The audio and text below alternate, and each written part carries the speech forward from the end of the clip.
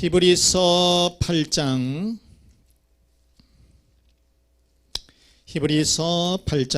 10절에서 13절. 주께서 이르시되 그날 후에 내가 이스라엘 집과 맺을 언약은 이것이니 내 법을 그들의 생각에 두고 그들의 마음에 이것을 기록하리라. 나는 그들에게 하나님이 되고 그들은 내게 백성이 되리라. 또 각각 자기 나라 사람과 각각 자기 형제를 가르쳐 이르기를 주를 알라 하지 아니할 것은 그들이 작은 자로부터 큰 자까지 다 나를 알미라. 내가 그들의 불의를 긍휼히 여기고 그들의 죄를 다시 기억하지 아니하리라 하셨느니라. 새 언약이라 말씀하셨음에 첫 것은 낡아지게 하신 것이니 낡아지고 쇠하는 것은 없어져 가는 것이니라. 아멘. 아멘. 우리 제목 한번, 나는 하나님의 백성입니다. 시작. 아멘. 여러분, 우리는 하나님의 백성이에요. 이 하나님의 백성이라고 하는 자부심을 가지고 우리가 살아야 된다는 거예요. 우리가 어디에 소속해 있으면 그게 어떤 자부심이 있잖아요. 자긍심을 가지고 나는 누구다, 이것을 가지고 우리가 사는 사람과 그렇지 않는 사람의 차이는 엄청난 차이가 있는 거예요. 그런데 우리들은 하나님의 자녀다, 하나님의 백성이다, 이런 자부심을 가지고 여러분 살아가시기를 바랍니다.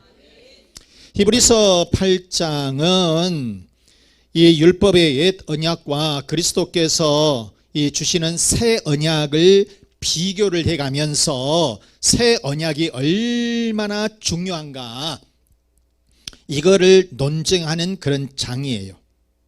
그래서 히브리서 전체가 예수님에 대해서 말씀을 하고 있고 변증을 하고 있는 그런 성경책이다라고 볼 수 있는데, 오늘 여기에서 이 히브리서 8장은 이 옛 언약, 구약시대 때 주어졌던 언약과 그 다음에 신약시대 때 주어졌던 새 언약의 비교를 해가면서 새 언약이 하나님의 엄청난 축복이다, 이것을 말씀하고 있다라고 하는 것이죠.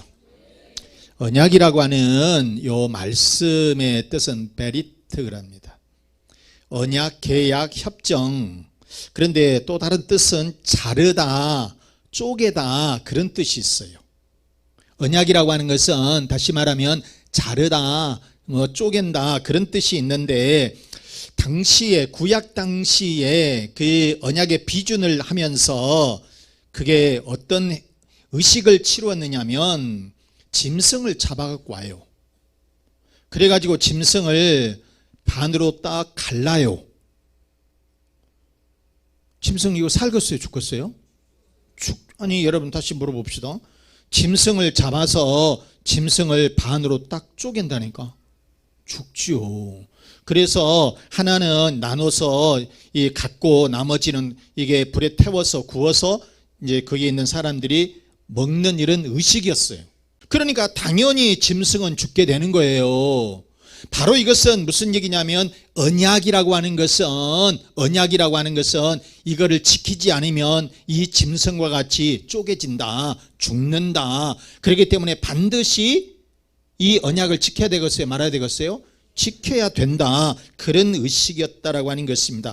그래서 이 히브리인들은 이렇게 생명을 걸고 언약을 지키게 되었다라고 하는 것이죠. 자, 그러면 하나님은 우리들에게 어떠한 이 언약을 주셨느냐, 어떤 언약을 주셨느냐, 어떤 약속을 해 주셨느냐. 첫째는 우리들은 하나님의 백성이 되었다, 그런 말씀이에요. 10절 말씀해 보시면, 또 주께서 이르시되 그날 후에 내가 이스라엘 집과 맺을 언약은, 자, 맺을 언약이에요. 이것이니 내 법을 그들의 생각에 두고 그들의 마음에 이것을 기록하리라. 어떤 내용이냐, 나는 그들에게 하나님이 되고 그들은 내게 백성이 되리라. 하나님께서 이스라엘 이 백성들, 우리 백성들하고 맺은 언약이 뭐냐면 너희들은 내 백성이 된다. 이 언약을 맺었다는 거예요. 이러한 언약을 해 주셨다는 거예요. 이 약속을 주셨다는 거예요. 자, 언약이라고 하는 것이 지키지 않으면 죽는 거라고 그랬잖아요. 그러니까 우리들이 지키지 않으면 우리들이 죽어야 되는 거예요. 그렇기 때문에 반드시 지켜져야 되는 것이죠. 그런데 여러분, 하나님께서 이 천지 우주 만물을 창조를 하셨지요. 그리고 이 에덴 동산에서 아담과 하와에게 언약을 맺었어요. 그게 무슨 내용이냐면 창세기 2장 16절과 17절 말씀해 보시면 여호와 하나님이 그 사람에게 명하여 이르시되 동산 각종 나무의 열매는 네가 임으로 먹되 선악을 알게 하는 나무의 열매는 먹지 말라 그랬어요. 자, 네가 먹는 날에는 반드시 죽으리라 그랬어요. 이 약속을 하셨어요. 선악을 알게 하는 선악과는 먹지 말아라. 자, 만약에 여러분 먹게 되면 어떻게 되겠어요? 죽는다고요. 죽으리라 그랬잖아요. 그런데 아담과 하와가 이 약속, 이 언약을 지켰어요? 못 지켰어요? 못 지켰단 말이에요. 그렇기 때문에 이 아담과 하와는 사망에 이르게 되었다는 것이에요. 하나님의 형벌을 받아서 죽음에 이르게 되었다. 그런 얘기죠. 그러니까 아담과 하와가 이 하나님의 언약, 하나님의 말씀, 하나님의 이러한 계명을 잘 지켰더라면 영원히 죽지를 아니했을 텐데, 그런데 이 아담과 하와가 하나님의 이러한 언약을 지키지를 못했어요. 그래서 죽음에 이르게 되었다는 것이죠. 또 여러분, 하나님은 이 시내산에서 모세와 이스라엘 백성들에게 이러한 언약을 또 주셨어요. 그 성경에 보게 되면 출애굽기 19장 5절과 6절 말씀해 보시면 세계가 다 내게 속하였나니 너희가 내 말을 잘 듣고 내 언약을 지키면 너희는 모든 민족 중에서 내 소유가 되겠고, 그 다음에 6절에 너희가 내게 대하여 제사장 나라가 되며 거룩한 백성이 되리라. 너는 이 말을 이스라엘 자손에게 전할지니라. 이렇게 말씀을 했어요. 그런데 중요한 것은 그냥 조건이 붙었다는 거예요. 조건이 붙었다는 것이에요. 즉 명령을 다 지켜서 살면, 명령을 잘 지키면 그거예요. 그러면 하나님께서 너희들은 내 백성이 될 것이다. 그런데 여러분, 구약의 이 명령을 지킨다는 것이 쉽지가 않아요. 쉽지가 않아. 성경에 보게 되면 하나는 그 명령은 248개, 248개. 그 다음에 하지 말라라고 하는 그 명령은 365개예요. 총 그래서 613개의 명령이 있어요. 그런데 이 명령을 사람들이 다 지키면서 살 수가 없다니까. 하나만 지키지를 못해도 결국 죽음에 이를 수밖에 없다는 거예요. 하나님의 심판을 받을 수밖에 없는 거예요. 그러니 여러분, 구약시대 때 명령을 지키면서 하나도 범하지 않고 평생을 한 번도 범하지 않고 살 수가 없다는 거예요. 그래서 하나님은 새로운 언약을 주시게 되었는데, 그것은 예수 그리스도로 말미암아서 신약시대와 맺은 새로운 언약, 신약시대의 그리스도를 통해서 주시는 새로운 언약, 새 언약이다, 그런 말씀인 거예요. 그 언약은 조건이 붙어있는 것이 아니에요. 하나님께서 일방적으로 우리들에게 주시는 축복의 언약, 그 말씀만 그냥 지키면서 살면 돼요. 그런데 이 언약은 에레미야를 통해서도 선포를 해 주셨다는 거예요. 자, 우리가 에레미야 31장 31절과 33절 말씀해 보시면 여호와의 말씀이니라. 보라, 날이 이르리니 내가 이스라엘 집과 유다 집에 무슨 언약? 새 언약을 맺으리라. 자, 그런데 33절 말씀에 보면 그 언약이 나옵니다. 내가 이스라엘 집과 맺을 언약은 이러하니 곧 내가 나의 법을 그들의 속에 두며 그들의 마음에 기록하여 시작.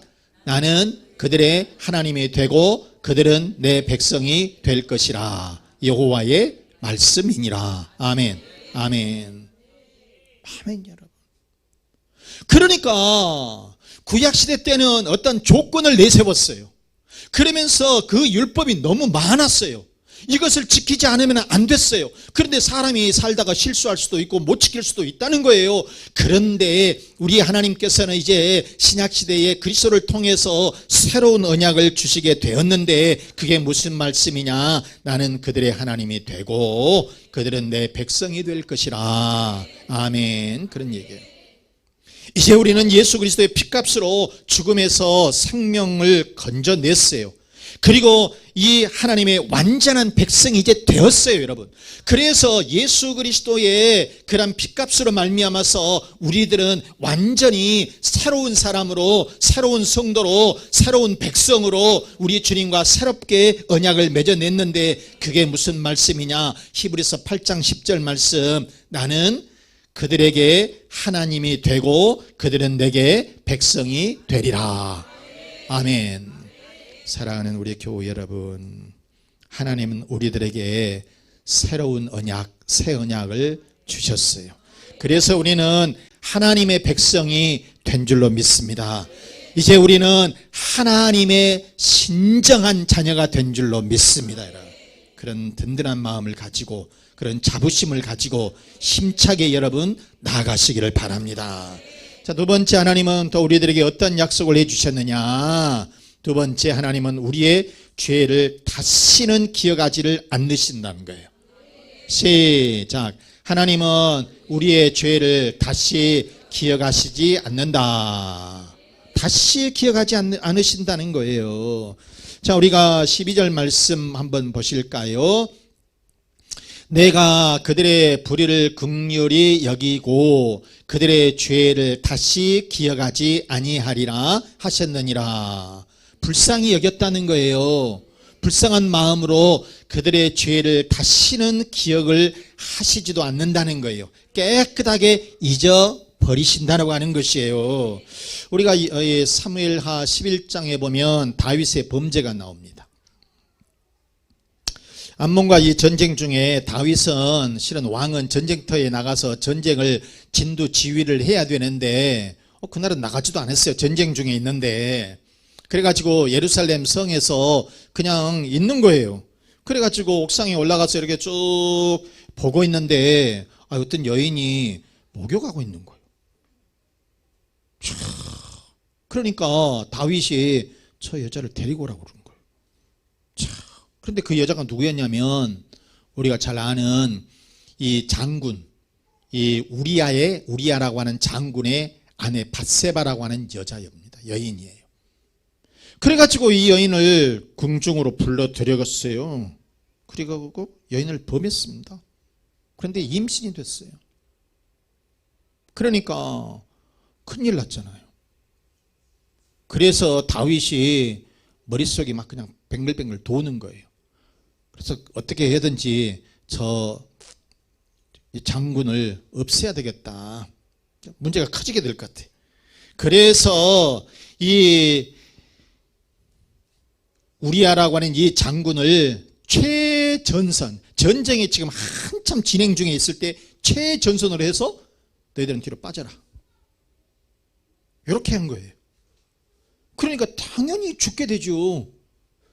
충신 중에 충신이었던 우리아 장군은 이 전쟁터에서 전사하고 말았습니다.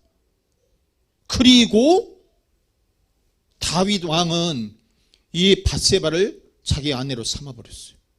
참 못됐잖아요. 아니 이 다윗 왕이 여자들도 많은데 궁중에 자기의 이 왕비들이 많아요. 후궁들도 많아요. 그런데 이 진짜 충신 중에 충신이었던 우리아 장군의 이러한 이 아내를 범했다라고 하는 것도 나쁜 것인데, 그런데 더 나쁜 것은 계략을 짜가지고 이 우리아 이 장군을 전사시켜버리고 말았다는 거예요. 그런데 여러분, 하나님은 이 다윗 왕을 크게 사용하셨어요. 아니, 그렇게 범죄했던, 그렇게 간악했던 어떤 그런 이 왕을 어떻게 크게 사용하실 수 있냐고. 다윗은 하나님 앞에 크게 회개를 했습니다. 진짜 눈물을 펑펑 쏟으면서 하나님 앞에 회개를 했어요. 그래서 하나님은 이스라엘의 왕 중에 가장 위대한 왕으로 다윗을 사용하시게 되었다, 그런 말씀인 거예요. 여러분, 이처럼 하나님 앞에서 한번 회개하게 되면 하나님께서는 그 죄를 다시는 물어보시지를 않는다는 거예요. 다시는 기억도 하시지 않는다는 거예요. 그래서 이사야서 43장 25절 말씀해 보시면, 나는 나를 위하여 내 허물을 도말하는 자니 내 죄를 기억하지 아니하리라. 그런데 여기서 이 도말하다라고 하는 이 말씀이 뭐냐면, 이 말은 씻어내다, 그런데 완전히 제거해버리다는 뜻이에요. 흔적도 없이 지우다를 일컬어서 도말하다, 그런 뜻이에요. 그래서 이 다윗은 하나님 앞에 철저하게 회개를 하게 되니까 하나님께서는 그 죄를 기억도 하시지 아니하고 깨끗하게 씻어주시고 이스라엘의 왕 중에 가장 위대한 왕으로 세워주시게 되었다는 것이에요. 여러분, 사람들은 어쩝니까? 누가 한번 뭐 잘못하면, 죄를 지으면 좋은 글씨처럼 그 사람을 지워버리지 않습니다. 평생 빨간 글씨로 남아. 부정적인 눈을 보면서 그 사람 보면 저 사람 누구다, 저 사람은 뭐 나쁜 사람. 그런데 하나님은 그러시는 하나님이 아니시다는 거예요. 사람은 그렇지만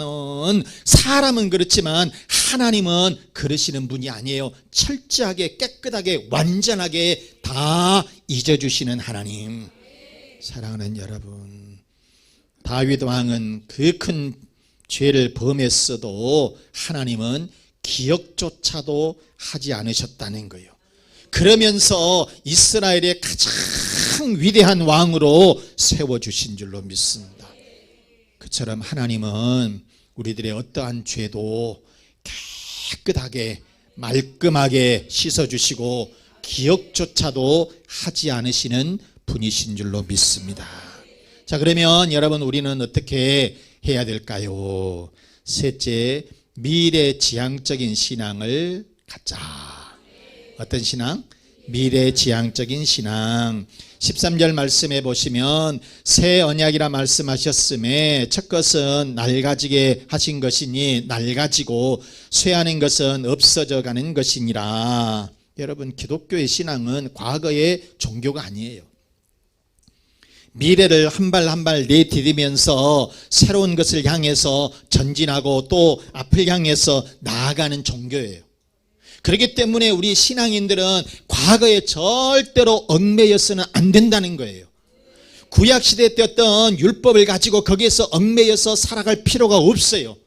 우리는 우리 하나님께서 우리 예수님을 통해서, 그리스도를 통해서 우리들에게 주시는 새로운 언약을 주셨어요. 그 새로운 언약을 받으면서 우리는 미래지향적으로 앞으로 전진하면서 우리가 나아가야 될 줄로 믿습니다, 여러분. 그래서 과거의 것은 이제 과감하게 버리는 거예요. 뒤돌아볼 필요가 없어요. 좋지 않은 것도 좋은 것도 그냥 놔두고 우리는 앞을 향해서, 앞으로 향해서, 미래를 향해서 우리가 전진하면서 나아가야 될 줄로 믿습니다. 여러분, 교회 생활을 하면서 사람들이 상처를 받는다고 얘기를 해요. 그런데 그 상처가 오래되도록 잊어버리질 않아. 그래서 누구하고 받은 상처니, 또는 무슨 목사님에게 받은 상처이니, 장로님에게 받은 상처이니, 그래서 그 상처를 꾸역꾸역 가슴에 안고서 응어리지면서 살아야 돼. 이런 미래지향적인 거 아니라는 거예요. 과거에 얽매지 말라는 거예요. 그냥 잊어버리라고 하는 거예요. 우리는 앞을 보고 나가면 되는 거예요, 여러분. 그래서 그런 상처 때문에, 과거의 일 때문에 신앙생활을 제대로 하지를 못하고 그냥 끙끙 앓고서 힘들어하는 사람들이 참 많이 있어요. 그런데 여러분, 우리는 이제 과거에 얽매이지 말고 깨끗하게 잊고 앞을 향해서 전진하면서 십자가를 바라보고 예수님을 바라보면서 힘차게 여러분 나아가시기를 바랍니다. 여러분, 복받은 성도, 복된 성도는 어떤 사람이냐? 하나님의 말씀을 들을 때에 귀만 즐거워서 안 돼요. 은혜 받았다라고만 해서도 안 돼. 은혜를 받았으면 그것에 가슴에 새기고 우리의 삶이 이제 변화가 되어야 된다는 거예요. 신앙생활에 뭔가 변화가 되어야 될 거 아니에요. 신앙생활을 10년이나 지금이나 똑같으면 그 사람이 무슨 변화가 있는 거예요? 여러분, 아이들이 자라게 되면 처음에는 그냥 뒤집다가, 그 다음에 애가 뻑뻑 기어다니다가, 나중에는 일어서서 걷다가, 그 다음에는 달려다니고 학교에도 가고 글도 읽을 줄 알고 쓰기도 할 줄 알고, 이렇게 변화가 되어야지. 애기가 그냥 1년이 지나고 2년이 다 됐는데 1년이 됐는데 얘가 뒤집지도 못하고 기어다니도 못하면 엄마가 기쁘겠다? 기뻐할 사람이 누가 있겠냐고. 장애인이지. 얘가 장애가 있는가 보다. 그렇게 생각하지. 아니, 1년이 되면은 12개월이 지나면 얘들이 그냥 달려다니면서 돌떡도 지들이 돌려야 되고 이렇게 해야 되는 거 아니에요? 그러는데 1년이 지나고 5년이 지나고 10년이 됐어도 얘가 기어다니기만 하고 서지를 못하면 그 애를 볼 때마다 어때겠어요? 가슴 아픈 거죠. 부모는 가슴 아픈 거예요. 우리 하나님이 보실 때에 제 목사가 볼 적에도 신앙생활을 못하고 그대로 있게 되면 가슴 아픈 거예요, 그냥. 그래서 여러분, 우리는 이제 우리의 신앙이 더 전진해야 되는 거예요. 우리의 신앙이 더 앞으로 나가야 되는 거예요. 힘차게 전진해야 되는 거예요. 미래를 향해서 우리가 힘차게 나아가야 된다라고 하는 말씀인 겁니다, 여러분. 사랑하는 우리 교우 여러분, 우리는 하나님의 백성이 된 줄로 믿습니다. 우리는 하나님의 백성이기 때문에 우리는 이제 힘차게 나가야 돼요. 우리의 지난 모든 죄도 이제 다 잊어버리고, 하나님은 그러한 죄를 기억도 하시지 않는다고 했으니 이러한 모든 등을 다 이제 놔두고 우리는 앞을 향해서 힘차게 전진하는 미래지향적인 그런 신앙을 가져야 할 줄로 믿습니다. 말씀 마치겠습니다. 사랑하는 우리 교우 여러분, 여러분의 가정마다, 자녀들마다, 그리고 직장과 사업장마다 이 하나님의 약속을 가슴에 새기고 축복의 삶을 사시기를 주 예수 그리스도의 이름으로 축원합니다. 축원합니다. 이 말씀 생각하면서 나는 하나님의 백성이다, 이런 자부심을 가지고 이것을 깨달으시고 우리는 과거에 얽매이지도 말고 미래를 향해서 힘차게 우리가 전진하시기를 바랍니다. 가정의 평안을 위해서, 또 자녀와 앞길을 위해서, 건강을 위해서, 사업과 직장의 번성을 위해서 우리 다 같이 기도하겠습니다.